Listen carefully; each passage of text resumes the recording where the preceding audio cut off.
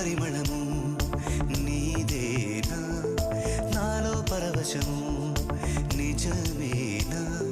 బొండు మల్లి పువ్వు కన్నా తేలికగు నీ సోకు రెండు కళ్ళు మూసుకున్నా లాగు మరి నీ వైపు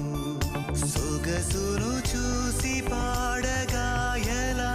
కనులకు మాట రాదుగా